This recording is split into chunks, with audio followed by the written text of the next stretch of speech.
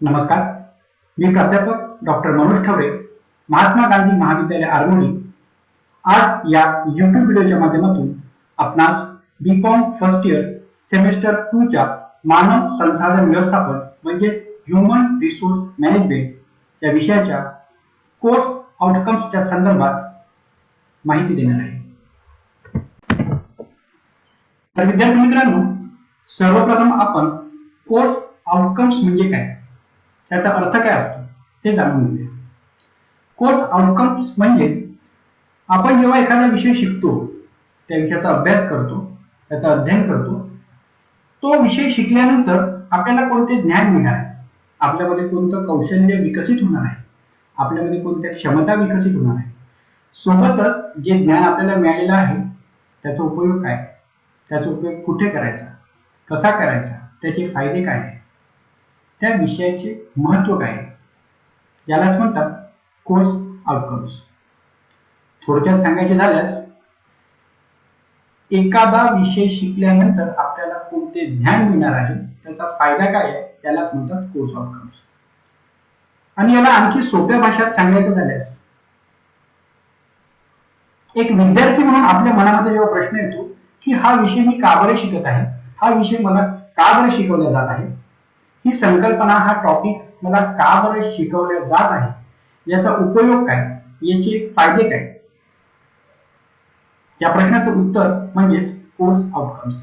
तर विद्यार्थी मित्रांनो, चला बघूया बीकॉम फर्स्ट इयरच्या सेमेस्टर 2 च्या ह्युमन रिसोर्स मॅनेजमेंट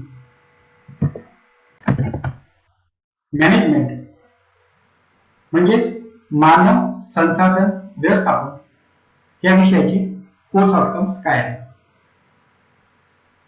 त्याआधी या विषयाच्या मूल्यांकनासंदर्भात आपणास थोडी माहिती देऊ इच्छितो.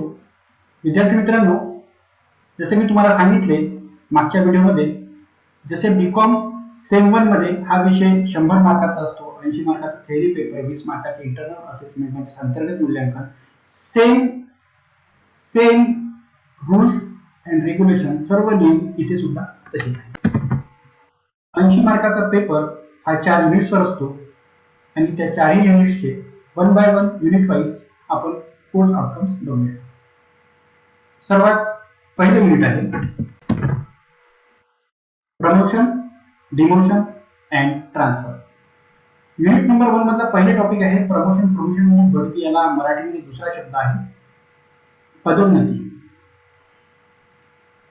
त्याचं meaning, types, principles of promotion, policy, importance, objective and basis of promotion म्हणजे त्याचा अर्थ, प्रकार, त्याची तत्वे, त्याच्या धोरणाचा आधार, त्याचं महत्त्व काय आहे, त्याची उद्दिष्टे काय, हे सर्व सर्व सर्व आपण यामध्ये शिकणार आहे. त्यानंतर आहे सेकंड टॉपिक युनिट नंबर 1 मध्ये, तो आहे डिमोशन. डिमोशन म्हणजे पदोन्नती. त्याचा अर्थ काय, त्याचं मीनिंग, त्याचे policy, causes of demotion and principles of demotion policy, हे सर्व आपण यामध्ये शिकणार आहे.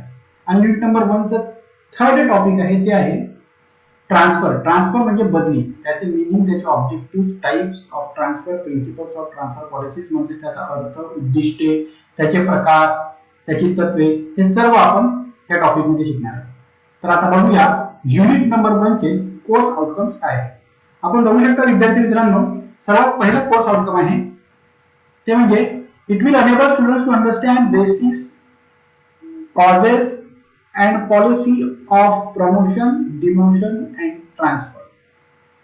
म्हणजेच बढती, पदोन्नती आणि बदलीची कारणे काय आहेत, त्याचा आधार काय असतो, त्याचं धोरण कसं असतं, या संदर्भात विद्यार्थ्यांना शिकायला मिळणार आहे.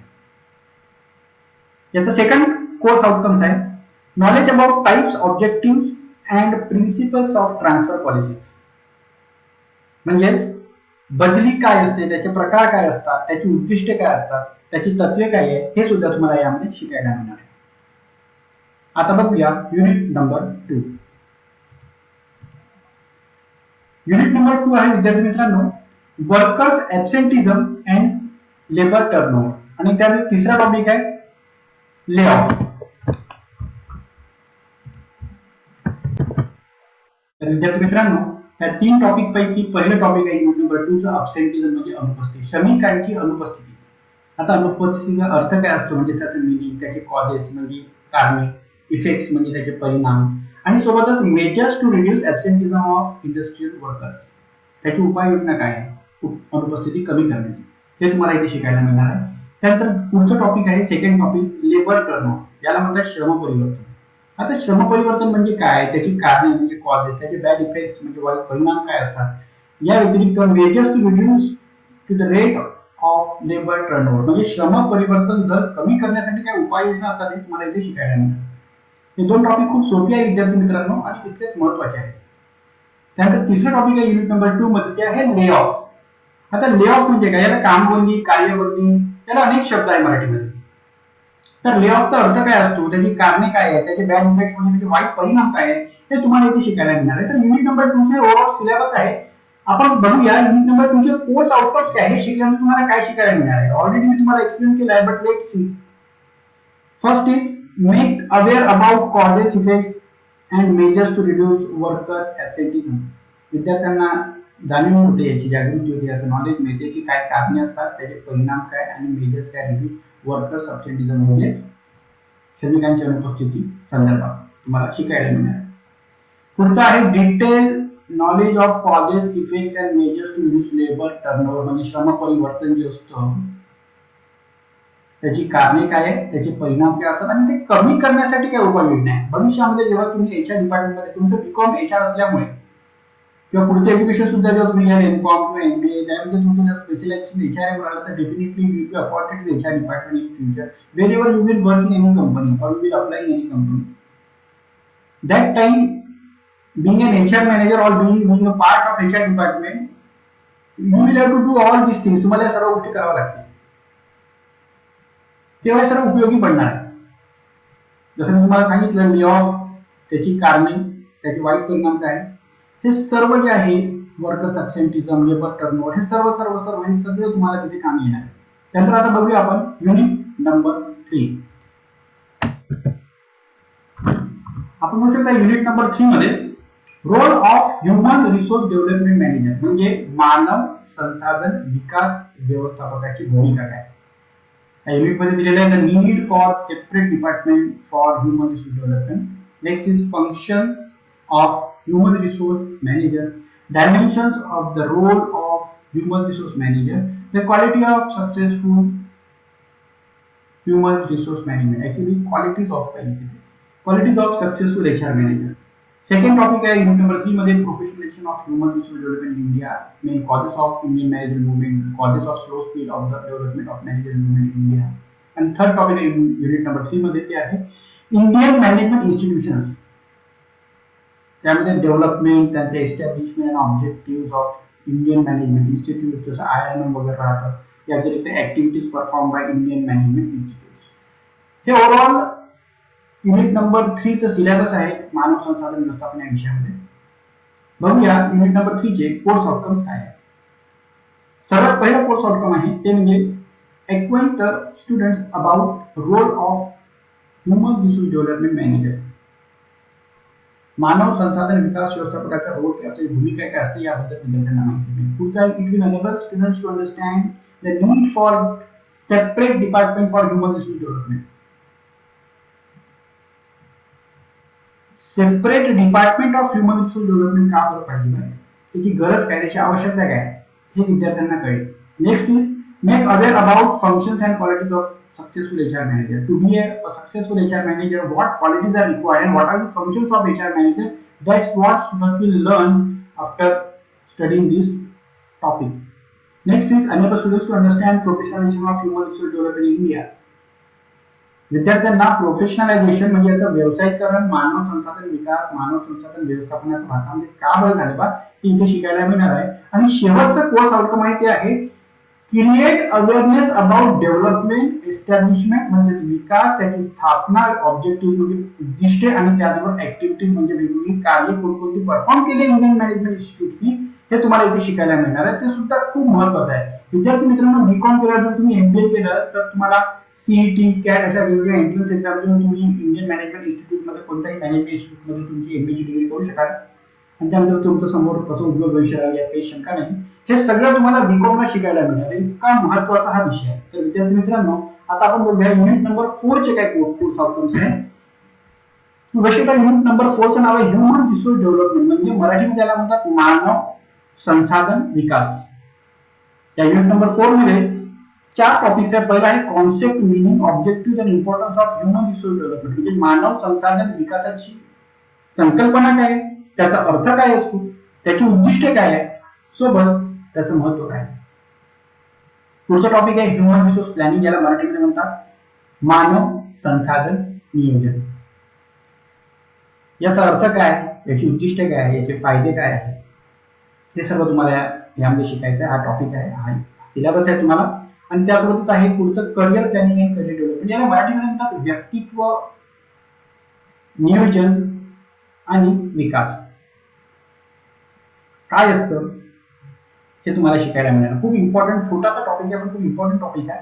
पुढचं आहे क्वालिटी सर्कल, ज्याला गुणवत्ता वर्तुळ असं मराठीमध्ये म्हणतात.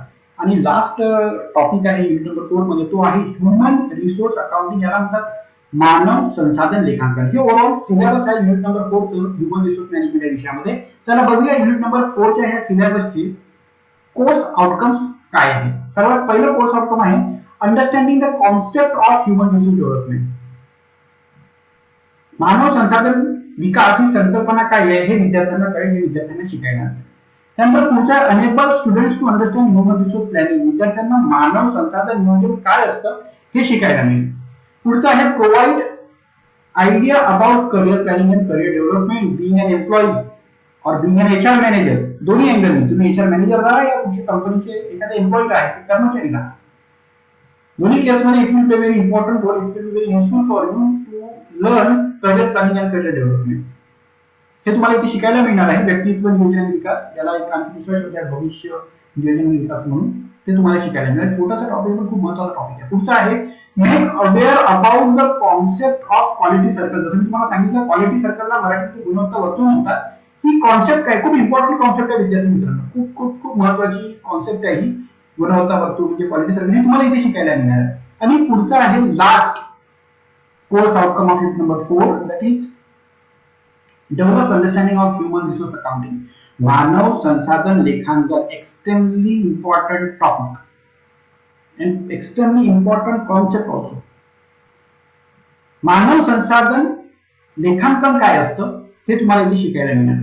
ती काय संकल्पना आहे, त्याचे उद्देश काय असतात, ती कशा पद्धतीने ते केले जाते, हे सगळं तुम्हाला इथे शिकायला मिळणार, जे खरंच खूप खूप खूप महत्त्वाचं असतं.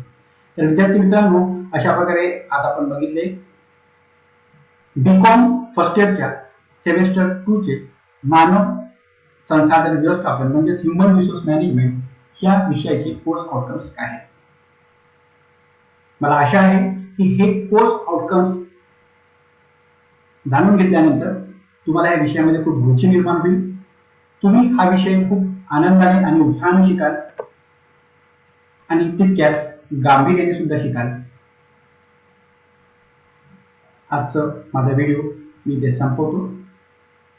आपण जेवढे शांतपणे ऐकून घेतल्याबद्दल आपले खूप खूप आभार आणि आपल्या उज्ज्वल आणि यशी शुभेच्छा करता मी इथे शुभेच्छा देतो. धन्यवाद.